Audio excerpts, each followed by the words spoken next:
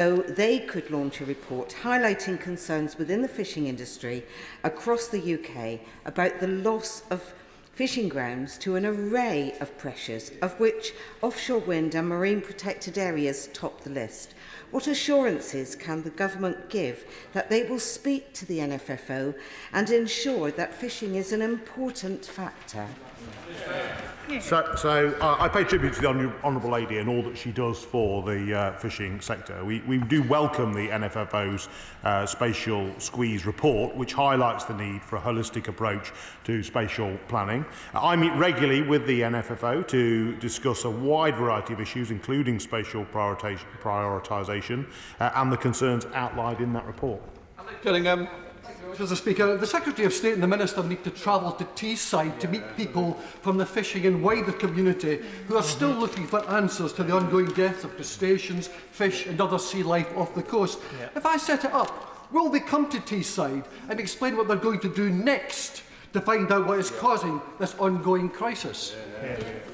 Well, I thank the honourable gentleman for his question, and you know, I share his desire to know the cause of that terrible disaster. Now, the challenge is that the science has looked at this, has done a report. They've come to the conclusion that it was probably a pathogen that is very difficult to detect. And unless there is another event, which I sincerely hope that there isn't, we may never know the cause of that event. We come to Sir Edward Lee. 8, sir. Thank you, Mr Speaker. The government is supporting Ukraine, the breadbasket of Europe, to export grain to countries most in need, including contributing £5 million to President Zelensky's Grain for Ukraine initiative. And the government is also focused on the long-term drivers of global food insecurity, including climate change and biodiversity loss. We are supporting international programmes to improve the sustainability and resilience of the global food systems. Sir Edward Lee. The best form of food security is to grow more of your own food, and Lincolnshire is the breadbasket of England. So it makes no sense that there are planning proposals to cover 10,000 acres of my constituency of Gainsborough with solar panels. We're all in favour of solar panels, but there are millions of acres of flat warehouse roofs they could go on. So will the Minister change the planning guidelines so that there is a presumption against building solar panels on 3B as well as 3A land? Because in reality there is no difference in terms of growing good wheat and barley between 3A and 3B. Well, my honourable friend will be aware that DLUC is the government department responsible for planning, but the best and most versatile land is defined as land in grades 1, 2 and 3A of the agricultural land classification, and the National Planning Policy Framework sets out that local planning authorities should consider all the benefits of the best and most versatile land when making plans and decisions on development proposals. So where significant development of agricultural land is shown to be necessary, they should seek to use poorer quality land in preference to the higher quality. Dan Jarvis. Thank you, Mr Speaker. Can the Minister give an update on progress with tackling avian influenza? Of course, and we continue to work closely with AFA and government vets to monitor. We're working with the sector to make sure we have the best biosecurity available. I think there's been a fantastic response from that sector to improve their biosecurity. But of course, we continue to face the challenge of avian influenza. I think the long-term solution to the challenge is a vaccine, which is currently not available. We will give every support we can to the scientific sector to try and develop such a vaccine. Christine Jardine. Speaker, question number 9, please. Thank you, Mr Speaker. The bill contains a variety of our manifesto commitments that we are committed to progressing as when parliamentary time allows, but the Leader will continue to announce business in the usual way. Christine Jardine. Thank you very much. The 2021 commitment to tackle puppy smuggling via the Animal Welfare Bill was very welcome, certainly by a number of my constituents, but I'm getting a lot of them concerned now because the secondary legislation being considered under the currently frozen bill includes provisions to restrict the movement of heavily pregnant dogs, young puppies and dogs with cropped ear. Though their concern is that the levels of puppy smuggling continue to rise. So can the Minister provide assurances that the Government will continue to work towards ending this horrible practice and the movement of these poor animals across the borders? Yes, I can give her that assurance. It is our intention to deliver the manifesto commitments. We're doing that in a number of different ways. We provided legislation to support a number of them through my private members' bills. But as I say, the Leader of the House will continue to be responsible for announcing how business of government bills progresses. Sir Desmond Sway. For years, we've told people we couldn't do anything about the cruelty of live export. She will understand their frustration now that it's in our gift and in this bill, won't she? Indeed, that's why it's been in our manifesto commitment. It's why it's a freedom that we will be able to deploy having left the European Union, and I'm conscious that people are very interested in the progress of the bill, but I stand by my answer earlier. Mr. Speaker.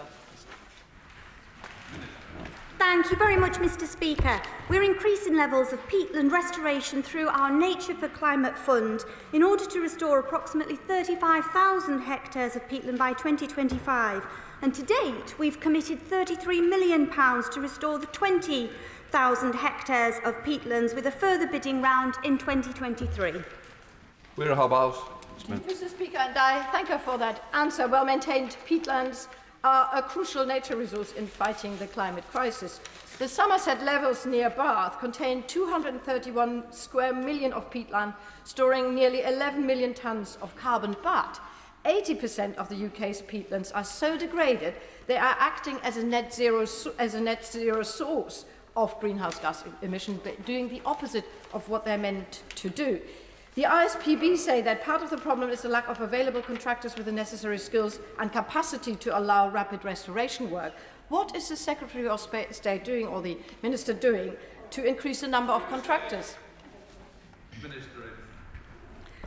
Thank you, Mr. Speaker. We've set out in our peatland action plan the measures that we will be taking, and she is absolutely right in recognising the value that England's peatlands provide. They're our largest terrestrial carbon store, also providing homes for rare wildlife, regulating our water supply and providing a record of the past, all incredibly important.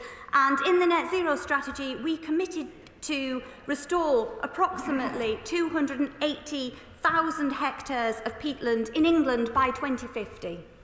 Mr. Carmichael. 13, Mr. Speaker.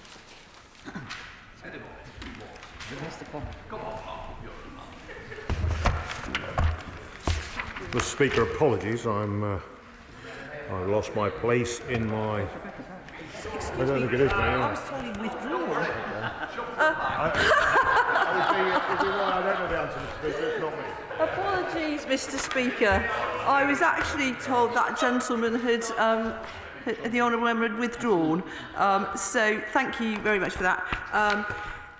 We've banned single-use plastic straws, cotton buds and stirrers, and recently announced that additional items will be banned from October 2023, including plates, cutlery and polystyrene food and beverage containers.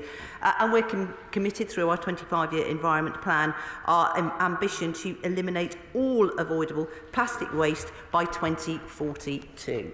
Mr. Carmichael. The Minister has a long-standing record in this area, Mr. Speaker. I thought she might be jumping to get to the dispatch box to answer my question. We have to accept, though, that although we were making very good progress in reducing and eliminating the use of single-use plastics before COVID, the measures that were necessary during lockdown did see a lot of that reversed, and there is now a need for a renewed and reinvigorated approach to it. Unfortunately, in Scotland, we have a rather poorly designed deposit return scheme, which risks causing further damage to the cause of reducing single-use plastics.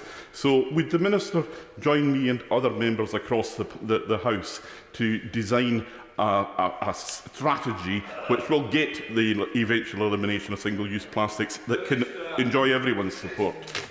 Thank you. Yes, as he knows, I'm always very keen to talk about these issues. But actually, frankly, I believe this government is doing a really great job in terms of setting the direction of travel for reducing our plastics and indeed pressing on with all of our schemes, not just the individual bans that I've outlined, and also the extended producer responsibility scheme, the data reporting section of that's already started, the deposit return scheme, and then our consistent collections. And I'm sorry that about what he says about the Scottish deposit return scheme, but certainly we are pressing on here with all of our commitments and our targets to eliminate all avoidable plastic waste. Question number 14, please.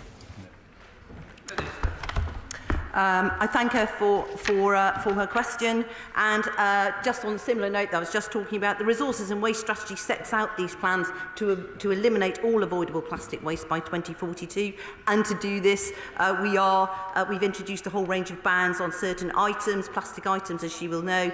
We've introduced that extended producer responsibility scheme. Data gathering's already started for that. The DRS scheme will come on board, and the consistent recycling. Blair Anderson. Thank you, Mr. Speaker. There is huge support for banning plastic in wet wipes from across the House, from retailers, from producers, from water companies. The government's own consultation on this ended over a year ago now, but it was not included in the recent plastic announcements. Government action on this is so slow. Yes. Will the Minister support the Water UK water companies campaign to ban the wipe? And will the Minister meet with me to talk about when the government will finally be bringing in that banning of plastic in wet wipes? I thank her for this, and I know how passionate she feels about this. I do too, but of course we have to get it right. We're still analysing that call for evidence, but in fact great care has to be taken in terms of even considering something flushable, even if it hasn't got plastics in it. Where does that go? Where does it end up? What's happened? So we've actually asked for extra information on that as well. Flushable is critical, and what I would do is urge people not to flush things down the loo, because that's where we get these blockages and these fatbergs. I recently went to a nursery where they were making homemade wet wipes out of kitchen roll, and none of that went down the loo. And if you want to see my video on that, go onto my Instagram. Thank you, Mr. Speaker. So we published an update on our environmental land management scheme for the 26th of January. We've worked to ensure that there is something for everyone, and we're expanding the sustainable farming incentive offer and launching a new round of landscape recovery this year, and we'll expand and enhance our popular countryside stewardship scheme later on. Greg. Thank you, Mr. Speaker. I'm grateful to my right honourable friend for that answer. The £168 million Farming Investment Fund, the 6 new standards of SFI, the ELMS prospectus is good news. It is really good progress. But from the NFU conference this week and from conversations I've had with the Buckinghamshire Committee of the CLA, there is still detail missing to give farmers the long-term certainty they need. So can I urge my right honourable friend to get the full detail of these schemes on the table as soon as possible?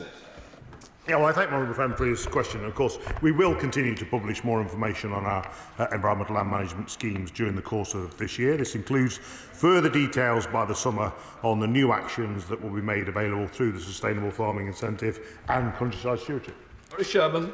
Mr. Speaker, I'm not usually a fan of Jeremy Clarkson, but I've been absolutely addicted to his television programme and the ventures of Diddley Squat Farm. Would he agree with me that anyone who looks at that programme gives you a real insight into the bureaucracy and the complication? This particular scheme, very complicated for farmers who want to earn a living and feed this nation. Will he go down and visit Clarkson's farm and giving him a bit of support? Well, so I would also join him in paying tribute to Mr. Clarkson and what he's doing to advertise what's happening in the agricultural sector and some of the challenges that they face. He should, of course, bear in mind that the series was filmed before we announced lots of the detail around our ELM scheme. So some of the criticisms that is levelled at the department have now been resolved, and that information is out there. But I think what he is doing is communicating to a different generation about the challenges of food production. 16, Mr Speaker. With Mr. permission, Mr. Speaker, I'd like to group questions 16 and 18. So DEFRA does lead on food supply, and we are working closely with Cabinet Office to ensure food supply is fully incorporated into emergency preparedness. The UK does have a highly resilient food supply chain and is well equipped to deal with situations with the potential to cause disruption. A high degree of food security is built on supply from diverse sources, strong domestic production and imports through stable trade routes. DEFRA has a collaborative relationship with industry which allows us to effectively respond to disruption should it occur. Thank you, Mr Speaker. With the ONS highlighting a 16.8% increase in food prices in the year to January, government has built its food poverty infrastructure with dependency on voluntary donations and retail waste donations. However, due to demand, food banks in York are running out, eking out food supplies. For my part, I'm holding a citywide donation day so that those who can give and those in need receive. We call it York Together as we support one another. However, what is the government doing to ensure that no one goes without? Well, Mr Speaker, the Honourable Lady is right to praise the initiative in York with her constituents, and I think that's very welcome. It is an element of what can also be done locally. But we talk about aspects of food pricing. Inflation is really tough at the moment. There's no doubt about that. And I'm conscious, though, that we still have a situation where, generally across Europe, we have one of the lowest proportion of our incomes being spent on food. Supermarkets have been very competitive, and we may discuss some of that later. But I do want to encourage her to also work within supporting the Household Support Fund. That is intended to go to people particularly in need. But of course, we do know that one of the best ways to boost their incomes is not only to get into work if they're not on work already, but potentially to work some more hours, to get upskilled, to get higher income. But of course, the local welfare grant that was given some time ago now by central government to local councils is there for them to use as well. Thank you, Mr Speaker. In the Secretary of State's first answer, she talks about domestic security and domestic growing. But across broadcast media this morning, it's been made clear that the UK government has refused to give support to greenhouse growers across the winter season, which has added to the shortages that we're now seeing and the restrictions in supermarkets. Why is it that this government is refusing to help those farmers and ensure that we have domestic food security and that we don't have these shortages across the supermarkets? Well, the Honourable Gentleman, I think, raises an important point. Right now, at this time of the year, we normally do import about 90 to 95% of our food because we cannot grow in our soils. So I appreciate there are industrial greenhouses that grown that could grow some of these materials. Now, we do know that energy prices have been going up. We know that government has been supporting businesses. It is where the change happens in coming April, where there may be, I understand, the impact on greenhouses. But that's why we'll continue to try and work with the industry. But we've always, in particular on things like tomatoes, been a significant importer, recognising that farmers will choose to use the land in the best way they think in order to have a sustainable farming business in the UK. Scott Benton. Not here. Let's go to Topicals with Lawrence Robertson, who is here. Question number 1, Mr Speaker. Well, Mr Speaker, I am aware that many members will be concerned about the reports of availability of various horticultural projects right now. As my right honourable friend, the Farming Minister, was saying earlier, DEFRA is working closely with the industry to understand the issues with that supply chain. There's been a particular issue in Spain and North Africa before Christmas and shortly after, and indeed officials are already working with food retailers, and the Minister will be meeting them, I think, very early next week, specifically to talk through certain aspects for supermarkets. Horace Robertson. Thank you, Mr Speaker. In mid-March, the greatest National Hump Festival will take place in my constituency at Cheltenham Racecourse, a sport which only this week the Prime Minister hailed as a showcase for global Britain. But to maintain this world-leading position, the international movement of top thoroughbreds to this country is essential. So what has the government been able to do to facilitate that movement? Well, Mr Speaker, I'm looking forward to visiting my honourable friend's constituency on the 17th of March, where I will enjoy some of the racing, and it's important that we have high standards of health and welfare for the thoroughbreds, of moving Forward, we are close as a government to publishing our target operating model proposals. That will take a proportionate risk-based and technically advanced approach to future phytosanitary controls, and we are still considering the approach specifically for live animals, particularly high-level equines, to understand how protecting biosecurity and minimising trade burdens can be carefully and safely managed. Ruth Jones. Thank you, Mr. Speaker. Indoor air pollution is an increasing problem and it poses real health risks. But there is no plan from the Tories to